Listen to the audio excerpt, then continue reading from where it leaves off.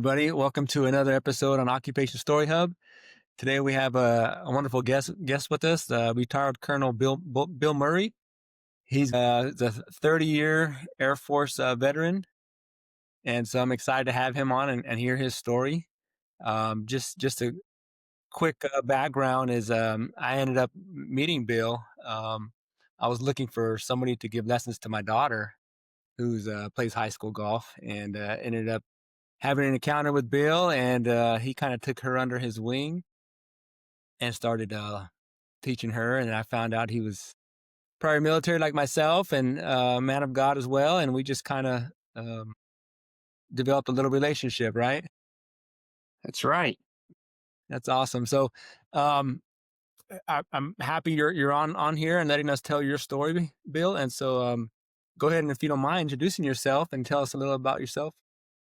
Okay. As Anthony said, my name is Bill Murray, like the movie star. I tell my pilots that I teach pretty regularly at American Airlines that my name is Bill Murray. I'm funnier, but the real Bill Murray makes more money. Yeah. That always gets a little laugh and gets the class started. So anyway, he wanted me to tell a little bit about my career in the Air Force and where that began. I don't know if you can see this, but I actually wore my prep school T-shirt today because when I was in high school in Kansas City, my mom and dad were divorced.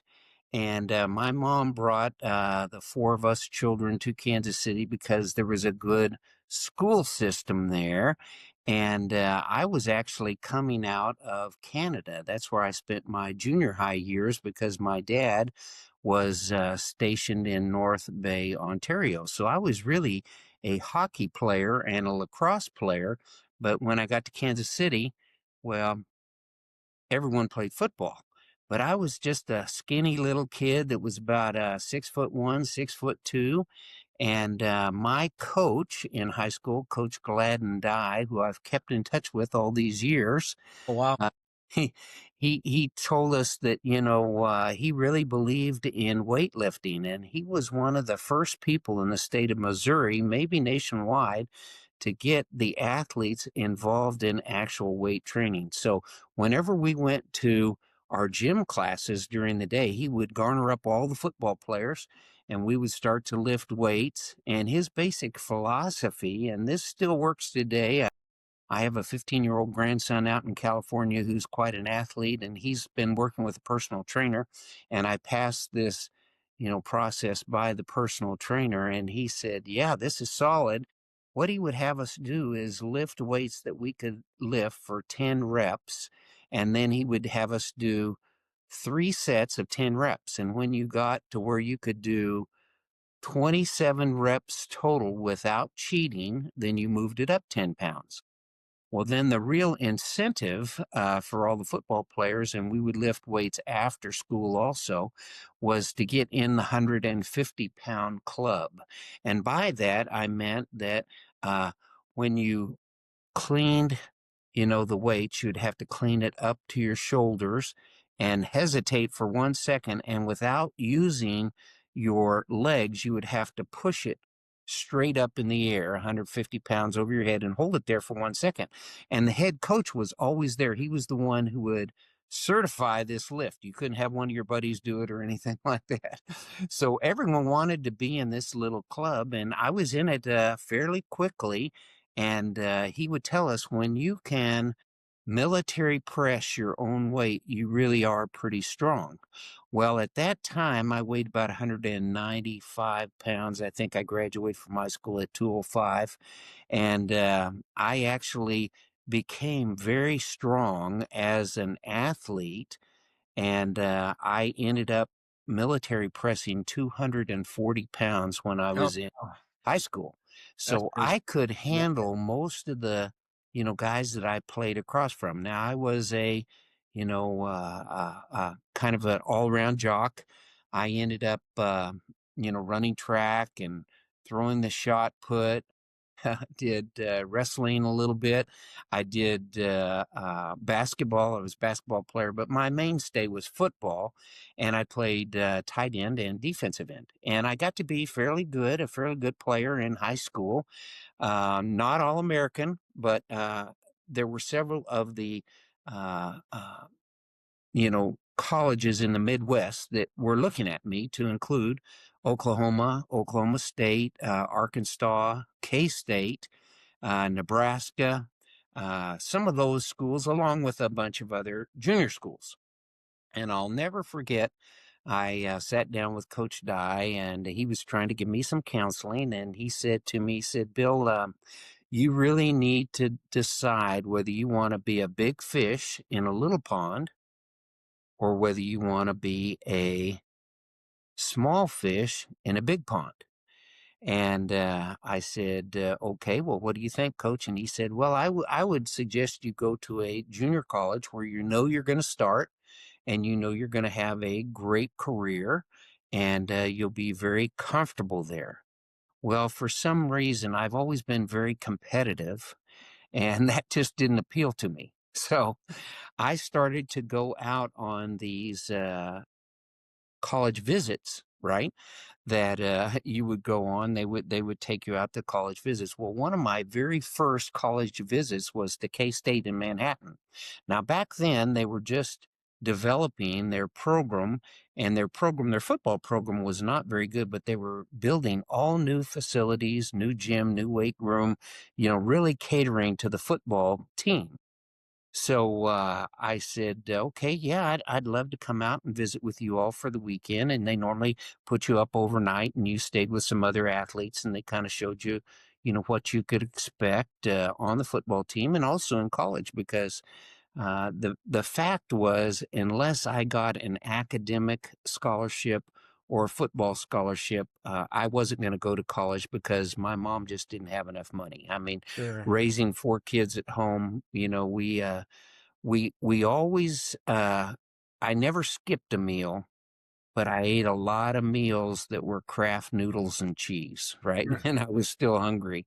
Yeah. But that kind of goes into God's provision in my life, because I met this really nice lady in high school who was the high school cafeteria manager. And her name was Mrs. Scott. And she kind of felt sorry for me because she'd see me coming in every day and being kind of hungry. And she says, Bill, I want you to come in early to high school into the 10th grade, and I'm going to have a whole plate of chocolate cookies for you, chocolate chip cookies, and you can drink as much milk as what you would like. So I would come in and I would fill up on those. Oh, all that And then protein, I right? ended up working for her in the cafeteria, washing dishes, and I got paid a little bit for that, and she would always let me eat two lunches.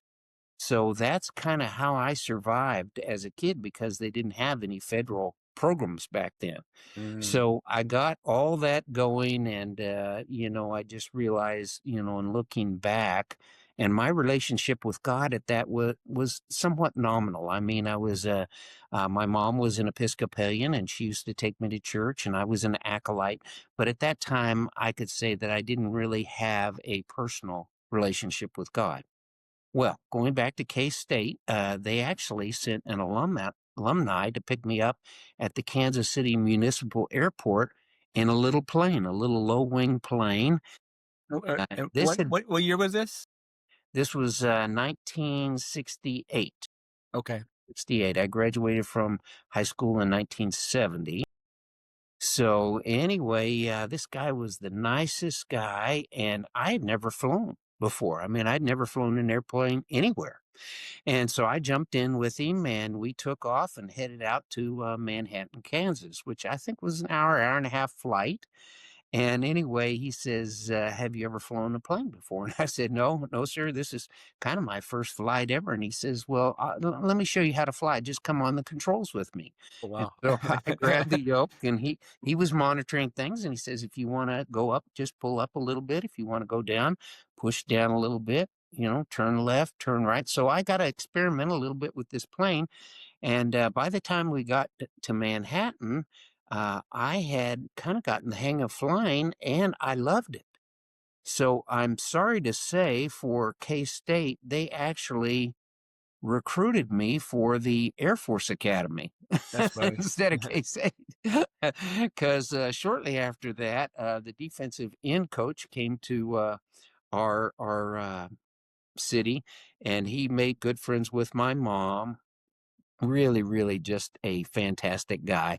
And he took us out to eat a steak dinner. And he said, Bill, I want to take me out to the best steak place that you've got here in Kansas City. I'm paying for everything. And I just couldn't believe it because we wouldn't go out and eat those kind of meals, when I was a kid. Sure.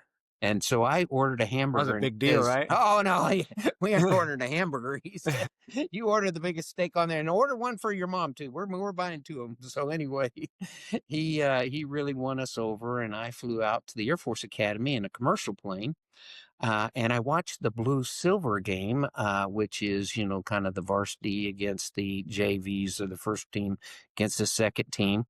And as I watched from the stadium, I said, I think I could play with those guys today. I said, they're good football players, but I don't think they're any better than I am. So I think I'm just going to go to the Air Force Academy. So that was kind of my intent. And I let the coach know and everything. And he really bursted my bubble when I got near the end of my senior year because he said, Bill, I want you to go to the prep school. And I said, well, what is that?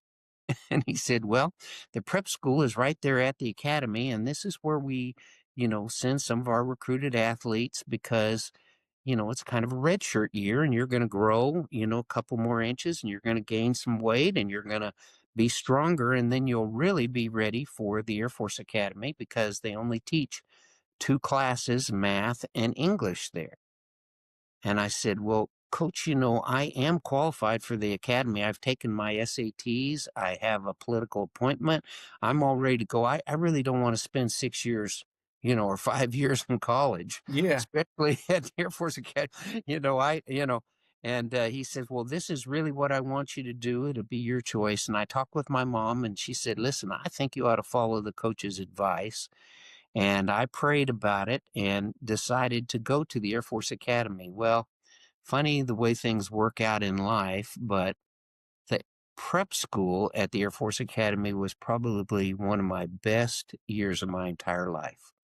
I mean, I just enjoyed it so much. And to lead into the prep school, we actually, at that time, I don't think they do it anymore, but we went down to Lackland Air Force Base, kind of my second commercial ride, and we went through basic training. And I didn't know what to expect down there. I just knew I was in shape, I was ready to go. And we got down there about midnight, and the training instructors met us, and they were the nicest people, Really? we're getting off the bus. They said, "Hey, are you guys hungry?" "Yeah, yeah, we're starved to death." And so we went and ate the SOS, at the chow hall, and they had meat, gravy, everything you could possibly imagine, all the vegetables and stuff. So I filled up on that, and the TI comes over. He says, "Would you like another plate?" And I said, "Oh, I'd love another plate. Yeah, this is great. This is great." So, so I went and I ate a whole nother plate, and so they loaded us up on the bus. And by that time, we were all pretty tired, and we settled into our bunks there in the bunkhouse about, I don't know, 1:30, and I was just sleeping like a little baby. And 5 in the morning, anybody who's gone to basic training knows, the drill.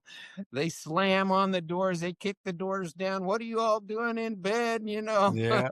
Yeah. This in your mother's house, "Get up, you're late for marching." And of course, the first thing I wanted to do was go to the bathroom. So I start to wander back to the latrines. They say, "Hey, you haven't got time for that. Get your uniform on, get out. We need to form up, start marching, soldier." And I think, Yeah. where's the nice TI that I met last night? He was This is at gone by that the time. tail end of Vietnam, right? Yeah, that's right. End of Okay. Vietnam. Yep, 1970. In fact, it was right after July 4th that I went there, and I kind of had to give up my summer leave. I went to, senior week. But anyway, that kind of began my Air Force career. And I went in. Most of us were just high school guys, civilians who had never been in the Air Force, but we did join up with some one stripers and two stripers who had been in the Air Force who were particularly athletically or academically ready to go to the academy.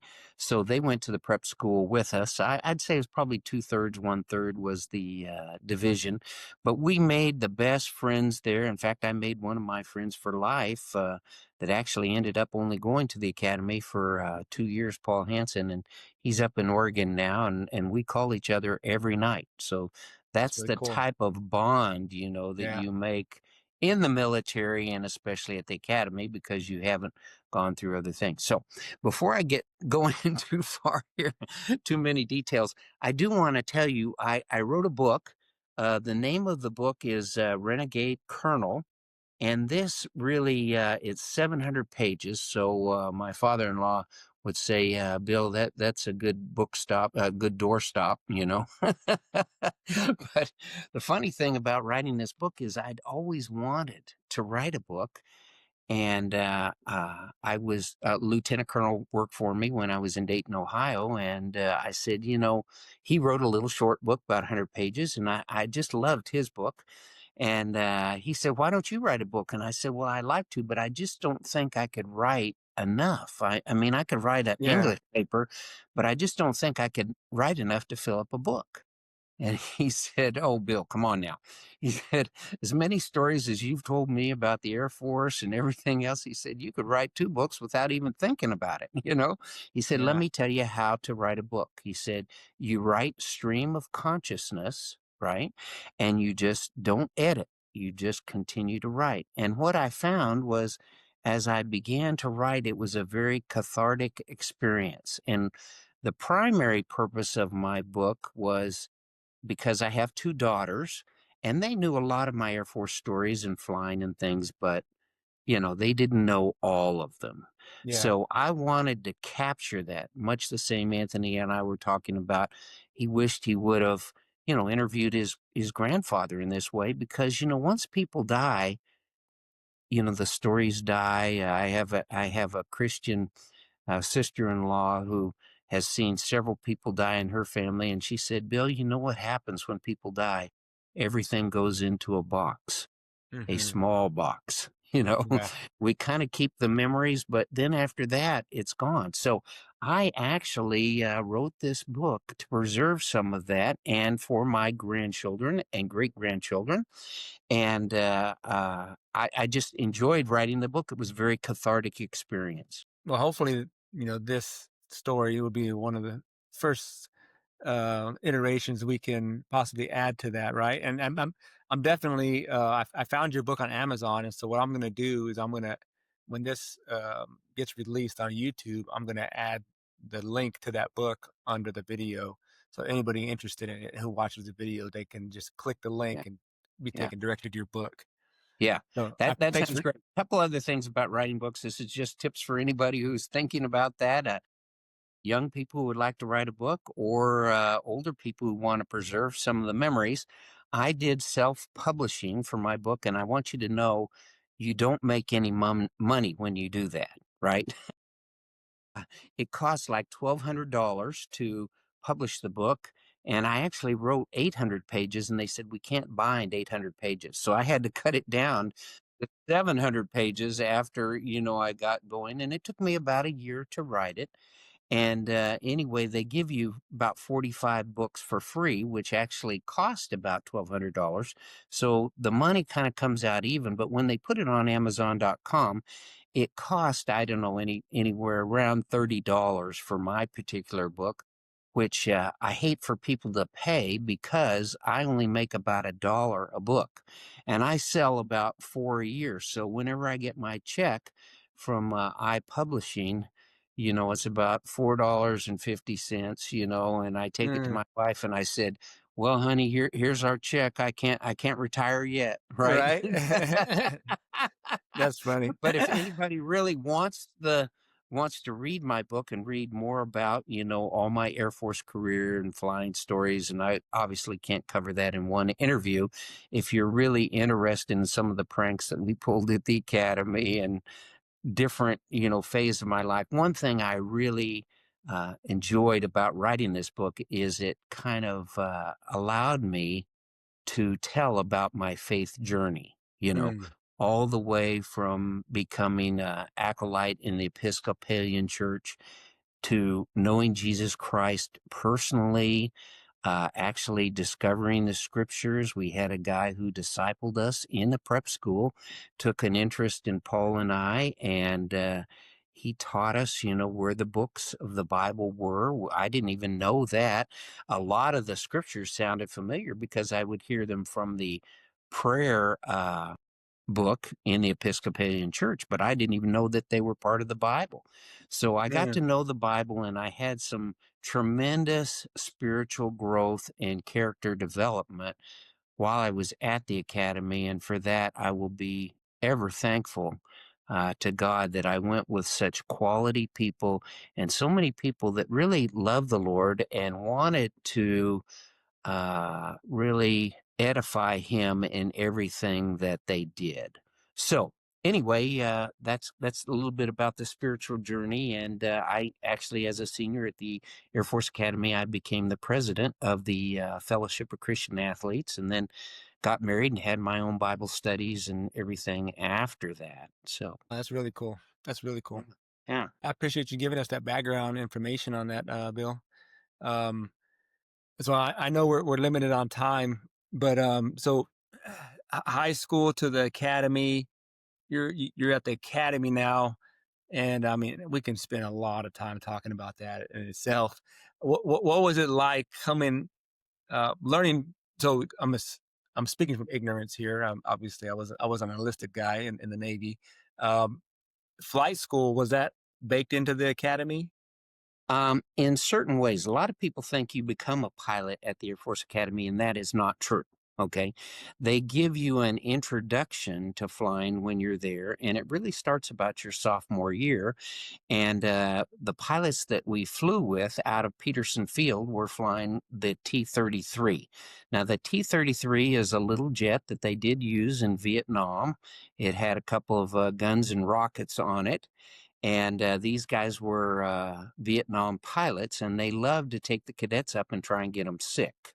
Oh It man. was a tandem seating. The pilot sat up front, we sat in the back seat.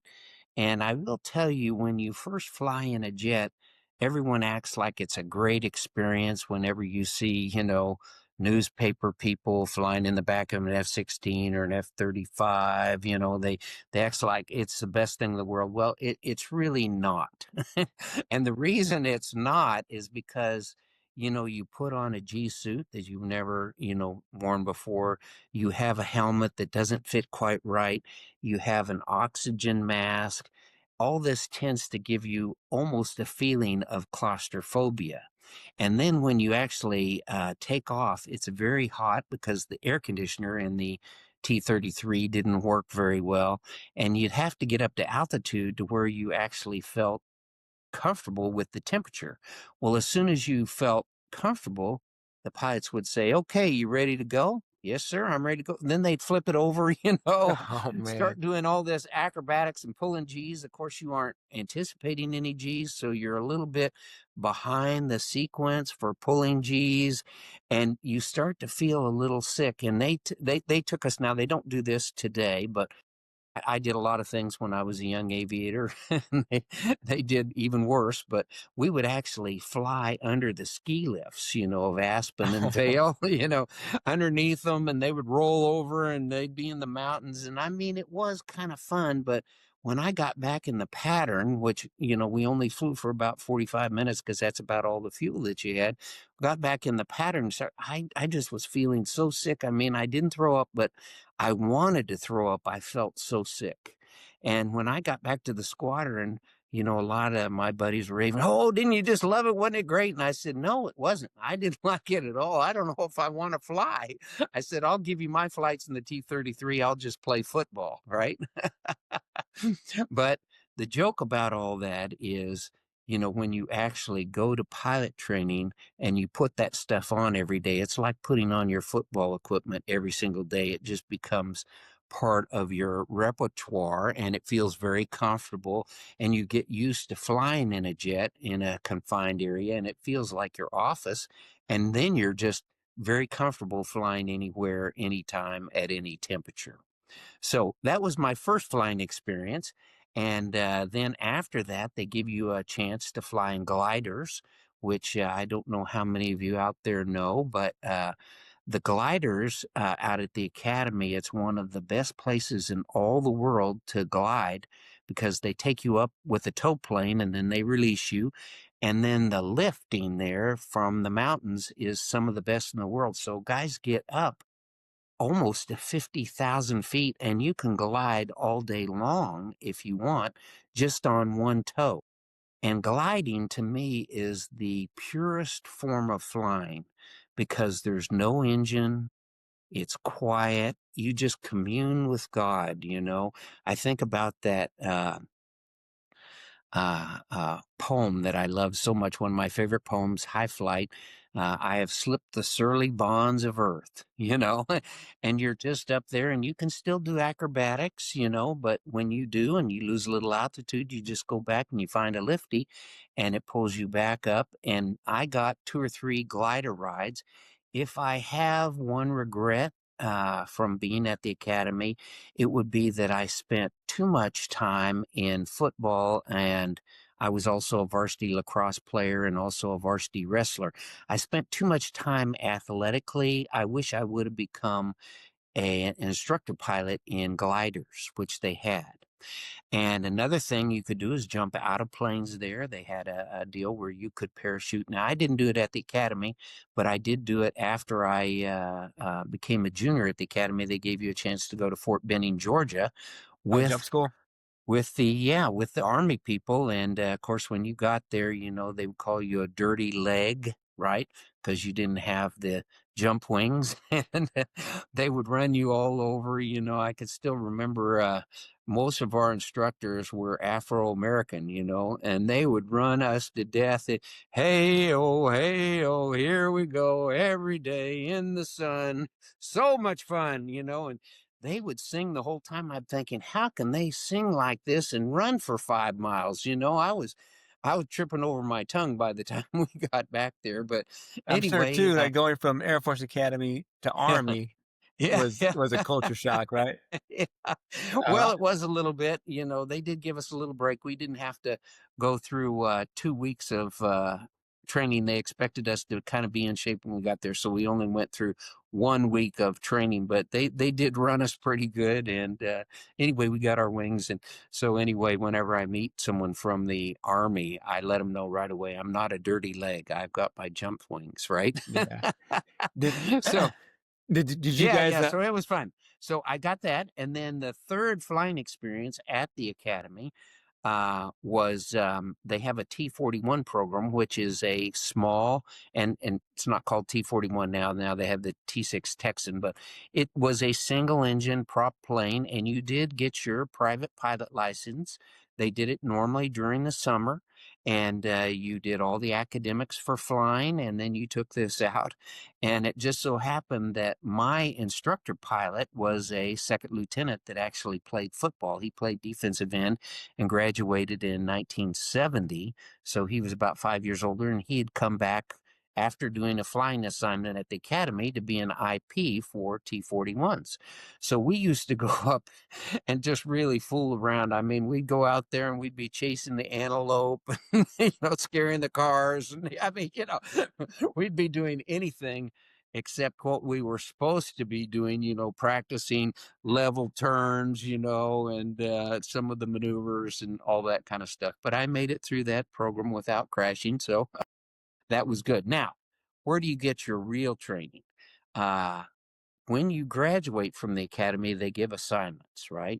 And about when I graduated, by the way, my class graduated about 1,471 students, right?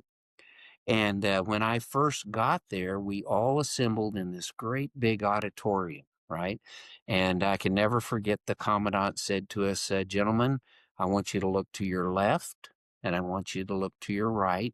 to the people who are sitting beside you, because when you graduate 4 years from now, one of those people is going to be gone, right? So they had about 30% attrition when I was there.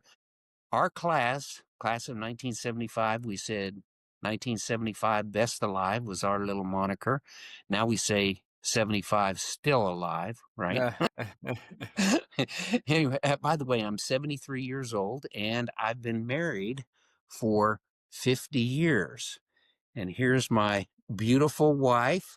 Well, There's a picture of congratulations us on when that. I was a Yeah. cadet. Well, actually, I was a lieutenant and got married. And here's us today. Uh, and as I tell the pilots at American, the first 50 years are the hardest. More on that later. But anyway, they said one of you is going to be gone. And by the time we graduated, really both of them were gone because our class is known for having the highest attrition rate of all three academies: Air Force, Navy, and West Point, the Army Academy. And we graduated just over 50%. It's like 51% of us graduated. So we nearly had a 50% attrition by the time I graduated. And people said, well, why was your class so high? Well, there were a lot of reasons for that. But one reason was because at that time, everyone who went to civilian colleges had long hair and they hated the people from Vietnam. And when we would go home for summer leave, we would always have short hair.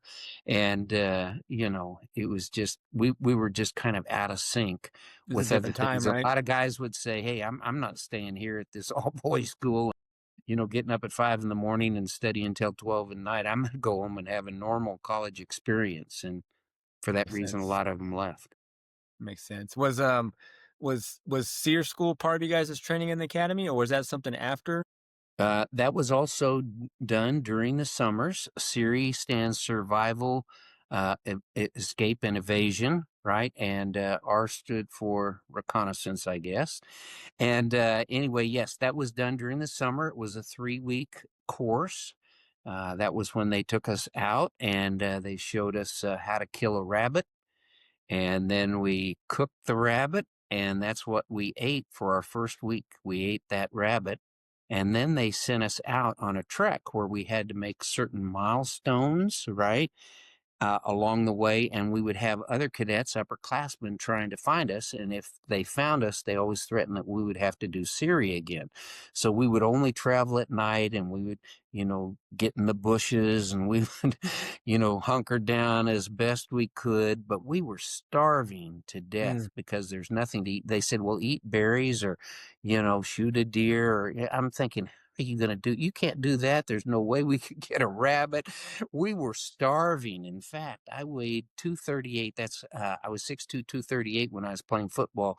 When I ended that summer, I was 6'2", 205 after 3 weeks. I mean, I nearly starved to death. I've never been so hungry in all my life. In fact, when we came back, they said, eat all you want, but be careful because, you haven't eaten anything in a while. Well, I was so hungry, I just ate and ate and ate and ended up throwing up most of it. It yeah, was yeah. just For so for bad. those And uh, for then those the listening, last part, yeah, I'm sorry to interrupt you, Bill, but I was say for those listening who that's may not okay. be familiar with SEER school, so um, SEER school is you touched on it as survive, evade, resist, or what's the R? Resist. Yeah. Resist and endure, right? Yeah. And Escape and evasion it's was escape and ours. evasion. Okay, yeah, escape and Yeah. evasion. And so basically, it was a school that I don't remember what year it was mandated, but it was to train pilots if they ever went down behind enemy lines. Exactly right. Now, I was going to get to that. That's a Okay, great my transition. apologies. That's okay. Great transition.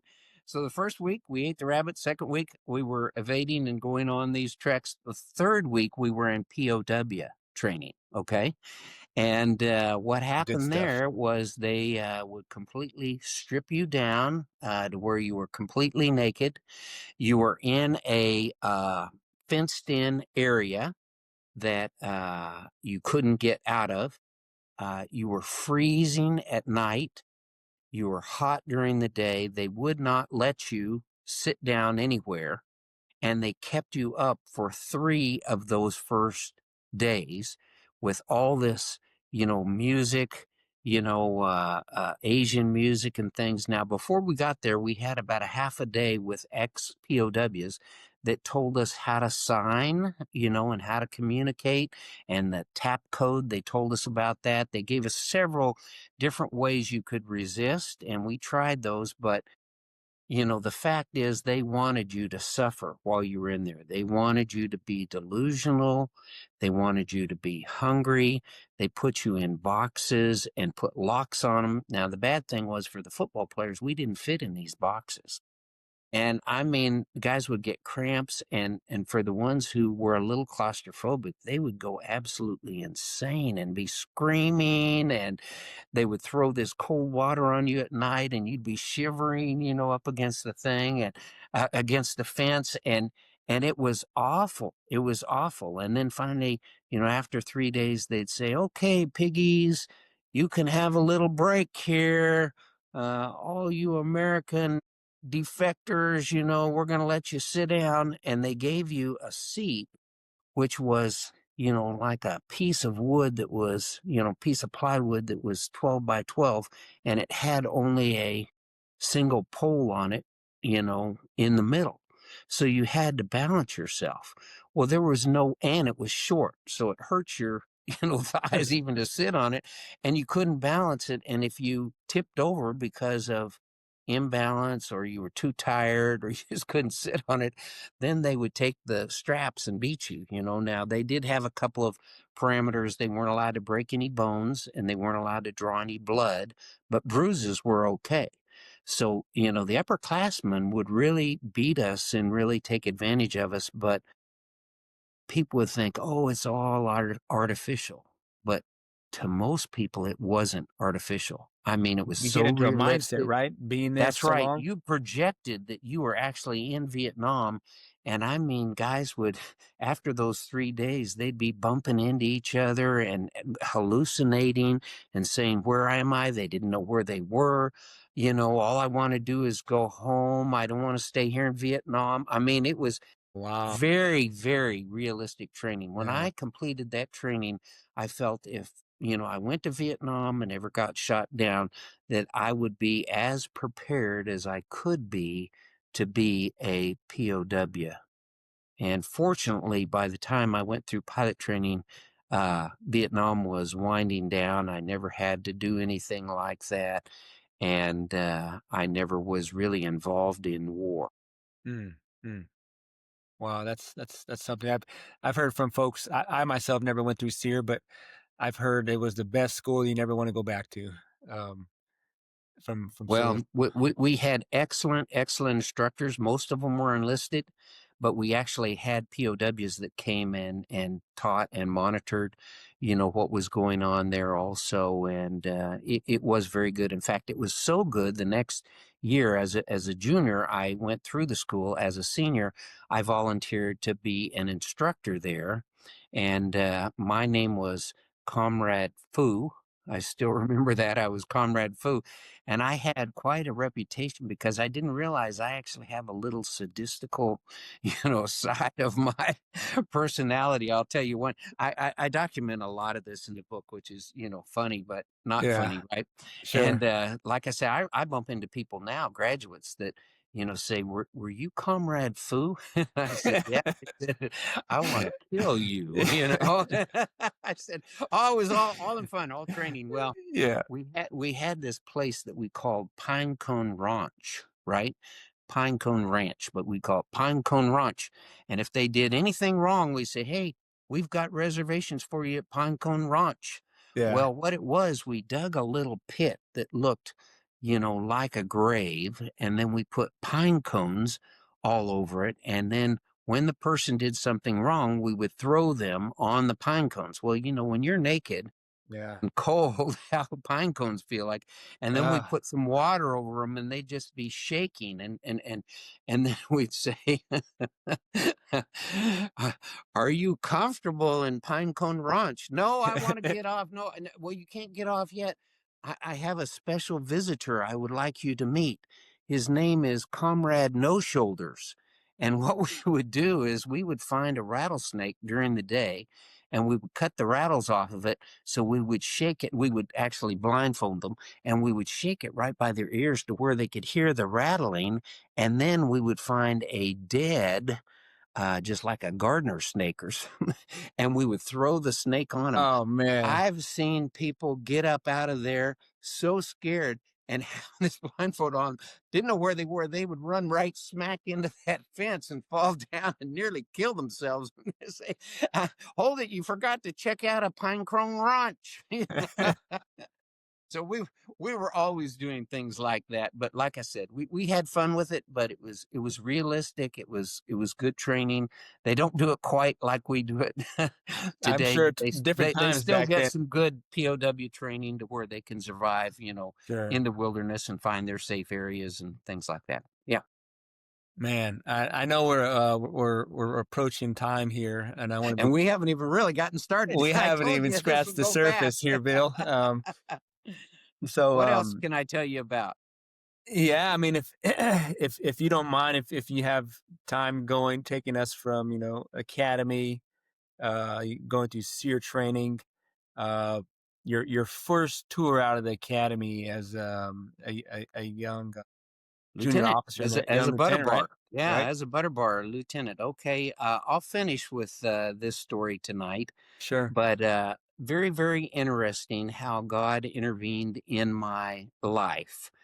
Because when I was at the academy, I was dating a girl, and we were fairly serious. And I knew I was going to go to pilot training, and I just didn't want to be single. I wasn't the single type guy. I wasn't a guy to go to the bars. I didn't drink at that time at all, and I was trying to live my life for the Lord, and just I always get off on these rabbit trails, but this is an important story and important for all of you who are considering drinking and some of the bad parts of alcohol. One of the reasons I didn't drink, both my parents drank and I was raised around alcohol, but one of the reasons I didn't was I had two little brothers that I knew I had a big influence with, right? And one of my brothers is named Jimbo, a younger brother. And I figured if I drank and I stood for the Lord and I stood very strongly for the Lord at the academy, I figured, well, they could justify drinking or whatever else. And I didn't want to be responsible for anything that would possibly happen to them if they would use me as a justification for drinking. Well, they both drank and they both did drugs. And my little brother Jimbo was in high school one day, and he was really the athlete of the family. To this day, he's like, 68, 69 years old, and he can do a forward somersault in the air, run, do a forward somersault, and land on his feet. I mean, he's just incredibly gifted as an athlete, and he wrestled in high school. And a small guy, much smaller than I am, but just incredibly strong and athletically talented.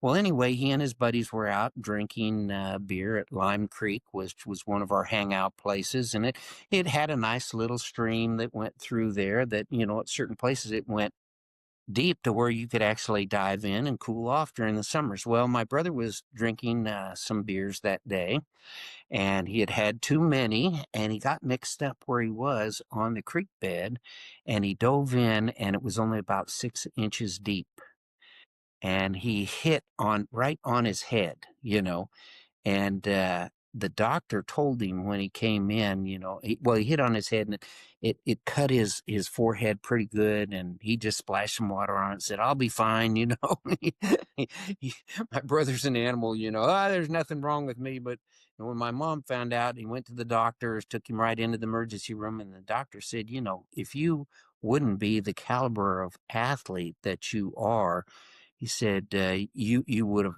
broken your neck and probably died or been paralyzed in this dive.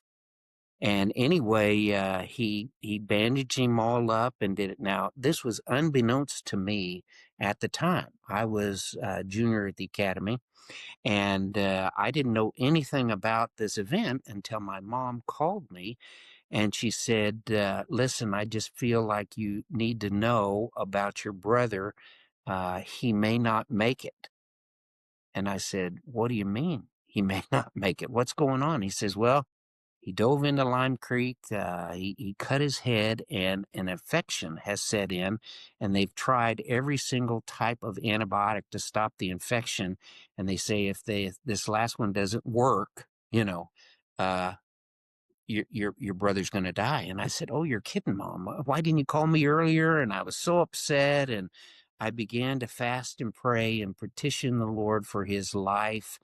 And to make a long story short, he did pull through. He has a pretty good scar on his head now, but he did pull through and live through that experience. But that's one reason that, I just didn't drink. So I wasn't a That's guy a who good went one. to the bars and all that. I didn't really hang out with drinkers. I had a group of about 6 Christian guys, and we studied the Bible and kind of hung out together.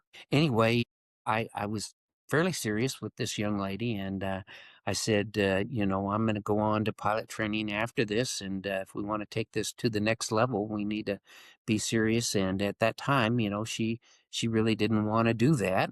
And so I took 6 months, my junior year, the last part of my junior year, to just pray and petition God what he had for my life. And I love dating girls. I dated a lot of girls, and when I was at the academy, and I would really get to be better friends with their parents than I would the girls. Anyway, at kind of right at the end of this 6 months, I met my wife, Judy. She was in Colorado Springs. Denver, Colorado. The academy's just outside of Colorado Springs. And we went to a dance up there with Judy. And, see where her cousin lived and all that. I didn't know any of them. And her and her sisters, all 3 of them were beautiful, come down the stairs. And we meet them, and I just fall in love with her. I mean, she was beautiful, and it was kind of a magical night. It started snowing. It was only like in March, in Colorado, and big snowflakes were falling. And I said, "Listen, are you dating anyone? I've got to get your number." And we started a long distance relationship. And there's a lot to that story also. But anyway, I found out she had a real heart for the Lord. She was a cradle Catholic. And we worked all that out by the time we got married, which was right after graduation. You can't be married when you're in the academy. So we got married a week after I graduated. And the other part of this that God's hand was in, that I need to really give him credit for, was as I was dating Judy my senior year, the head coach, Ben Martin, the football coach, came to me and he said, "Bill, how would you feel about being an assistant football coach for your first assignment here at the academy? You could coach freshman football and then, recruit for us, and then you could go to pilot training."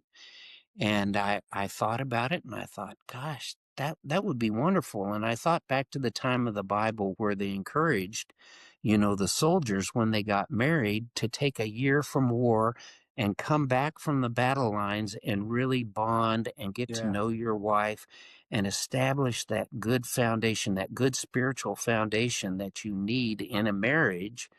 And I thought, this is a roadmap for us, and it ended up that I coached the defense then.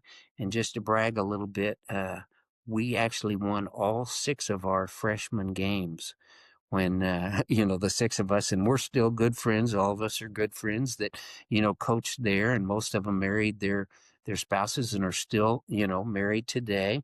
And anyway, Any Judy and I. guys end up going pro? No, no, Anybody go we pro? couldn't do that. Back then, we really couldn't do that. That wasn't an option for it. Now it is. They really encourage it. And I always thought it was funny that they didn't allow people to try out, for pro. But since you mentioned that, I'll tell you another little story. I played strong tight end in high school, and the guy who played opposite me was called the weak tight end. And we were both the same size in high school, 6'2", 205. We were both strong guys. He went to the University of Kansas on a full scholarship. They put him on steroids and beefed him up, and he ended up being 6'2", about 255, 260, and actually ended up playing for the Kansas City Chiefs for a couple of Wow. years. Yeah. Yeah, so I think, well, maybe I could have been a pro player, but, I think the direction and the path that God had me take in flying and everything was better. When Judy and I were recruiting, we recruited Dallas, which was her hometown. We recruited Kansas City, which was my hometown. And then we recruited also Little Rock, Arkansas. So we went there and we hit all these high schools and talked to young men about going to the academy because we didn't have any women at that time. And we would talk to them, about making a career in the Air Force. And most of them weren't interested. But the thing I remember about those recruiting trips is I would drive and I taught Judy how to read a map because she didn't know how to read a map and there was no GPS. And I Yeah, mean, we that's were that's down in the middle of these cities trying to find these high schools. And she became such a good map reader that, I mean, we were very efficient going from high school to high school and then coming back and visiting with our family afterwards. It was as good as my prep school year, yeah. You when we were. forget. I Yeah, mean, nowadays it's you hard to go anywhere. You throw it in Google Maps, and you kind of forget how it used to be, right? I mean, that's right. That's right. I I was never look at a map anymore. when I first started driving, MapQuest was a thing when I was in the Right. military early on, and so before you went anywhere, you'd have to print out the MapQuest and same thing. I'd give it to my wife and just say, "Hey, tell me when to turn." Yeah. That's kind of funny. Great. But I really want to be conscious of your time, and so I just want to thank you for coming on here. And I mean, like you said, we just scratched the surface on your 30-year Right. career. But I knew Um, this was going to happen. I'm quite a talker, and I end up going no, on this these was rabbit good. trails. But they're interesting stories. I mean, Absolutely. my buddy Paul always tells me up in Oregon. He says, when you're young, you make the memories. When you get older, you live on the memories. And I think how Mm, true that is. How true that is. yes, sir. Well, till next time, Bill. We're definitely gonna have a follow up and hear the rest of your stories. And I truly appreciate you coming on here and sharing with the world. How you started, how you got to the Air Force. Truly look forward to hearing the rest of these stories. Praise God. It's all according to his grace. If I would Amen. have never met him personally and had a faith journey with him, my life would be severely different. I'm sure. Amen. And we'll end on that note. And thank you so much. And God bless everybody. And thanks for tuning in.